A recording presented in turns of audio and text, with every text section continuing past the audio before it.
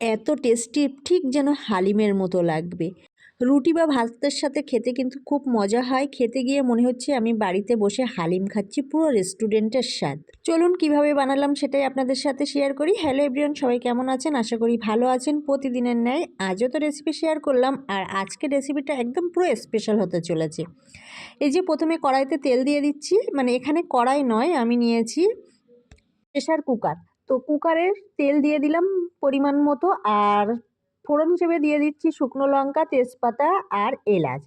আর যখন একটু লালচে হয়ে আসবে তখন এক মুঠি পেঁয়াজ দিয়ে দিচ্ছি। দিয়ে দেওয়ার সাথে সাথেই কিন্তু শুকনো লঙ্কা আর আদা রসুন আর লবণ দিয়েছি। আর আগে থেকে আমি পাউগুলো ছোট ছোট করে কেটে নিয়েছি, আর কালারের জন্য হলুদ দিয়ে দিলাম। আর সেই টুকরোগুলো এখানে দিয়ে দিচ্ছি। দিয়ে আমি প্রায় ৮ থেকে ১০টা সিটি দিয়েছি। এখানে খাসির পাও আছে, মানে সিটি দিতে হবে বেশি করে, না হলে ভালো করে গলবে না। পুরো 80% যখন গলে আসবে তখন কিন্তু এক এক করে আমি আলু, তারপরে ডাল সেগুলো অ্যাড করব। তা চলুন এখন সিটি দিয়ে নিই। লাগছে না কেন? এই যে লেগে এসছে। এবার ৮টা সিটি দিয়ে নিয়েছি, ৮ থেকে 10টার মতো সিটি দিয়ে নামিয়ে নিলাম। এই যে ঠিক এরকম হবে, পুরো 80% সিদ্ধ হয়ে এসছে। গায়ে থেকে মাংস ছাড়াও ছাড়াও মতো হবে যখন, তখন এর মধ্যে আলু আর ধুয়ে রাখা ডাল, মুসুরের ডাল দিয়েছি। আপনারা চাইলে মুগ ডাল ভেজে দিয়ে দিতে পারেন, সেটাও কিন্তু স্বাদ আসে খুব সুন্দর।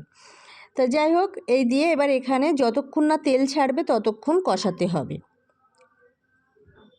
যদি রেসিপি ভালো লাগে কী করতে হবে? একটা লাইক দিয়ে পাশে থাকতে হবে। আর নিত্য নতুন রেসিপি দেখার জন্য কিন্তু অবশ্যই চ্যানেলকে ফলো করে রাখতে হবে। এবার এখানে দিয়ে দিচ্ছি জিরা, মরিচ, ধনিয়া গুঁড়ো, আর স্পেশাল একটা মশলা আছে জায়ফল, জয়িত্রী, সাজিরে, সামরিচ দিলে একটা খাসির যে গন্ধটা না, সেই গন্ধটা আর থাকে না। এই যে এটা দিয়ে দিচ্ছি। আর জিরা, মরিচ, ধনিয়া গুঁড়ো সব রকম দিয়ে দিলাম।